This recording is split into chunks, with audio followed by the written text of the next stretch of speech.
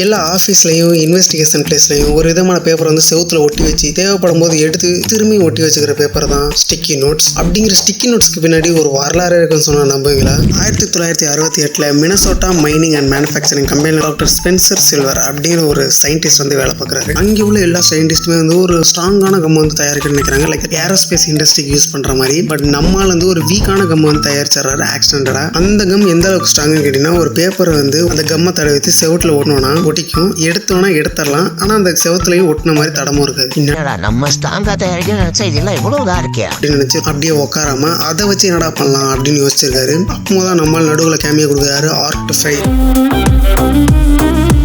அப்படிங்கிற ஒரு சயின்டிஸ்ட், அதே கம்பெனியில் வேலை பார்க்குறவர். அவருக்கு இந்த கம்மை பார்க்கும்போது ஒரு விதமான ஐடியா வருது, லைக் இதை வந்து ஒரு நோட்ஸ் மாதிரி யூஸ் பண்ணலாமே. ஐ மீன் வேற ஏதாவது புக்லையோ நோட்லையோ ஒட்டி வச்சோம்னா தேவைப்படும் போது எடுத்தும் பார்த்துக்கலாம், தேவையில்லைனா தூக்கியும் போட்டுடலாம், ஆனால் அந்த புக்குக்கும் எது சேதம் ஆகாது அப்படின்னு உருவாக்குறாரு. ஃபர்ஸ்ட் இந்த ப்ராஜெக்ட்டுக்கு வந்து ட்ரெஸ் அண்ட் ஃபீல் அப்படிங்கிற பேரில் தான் ப்ராஜெக்ட்லாம் பண்ணுறாங்க. But 1977 3M I mean Minnesota mining and manufacturing company post-it notes அப்படிங்கிற பேரில் வந்து இந்த ஸ்டிக்கி நோட்ஸை வந்து லான்ச் பண்ணுறாங்க. அப்புறம் ஏகபோகமாக எக்கச்சக்கமாக சக்ஸஸ் ஆக ஆரம்பிச்சிருச்சு. அப்புறம் எந்த ஆஃபீஸ் எடுத்துக்கிட்டாலும் அதில் ஒரு காமனாக யூஸ் பண்ணுற ஒரு பொருளாகவே இந்த ஸ்டிக்கி நோட்ஸ் மாறிடுச்சு. அப்போ ஸ்பென்சர் சில்வர் வந்து இந்த கம் தேவையில்லை அப்படின்னு நினச்சிருந்தாருன்னா இப்போ இந்த ஸ்டிக்கி நோட்ஸ் உருவாகிருக்காது. அதே மாதிரி தான் நம்ம வாழ்க்கையும் ஏதாவது மிஸ்டேக் ஏற்பட்டுச்சுன்னா அந்த மிஸ்டேக்லேருந்து எப்படி டெவலப் ஆகி நம்மளை மாத்திரம் ட்ரை பண்ணி பாருங்க.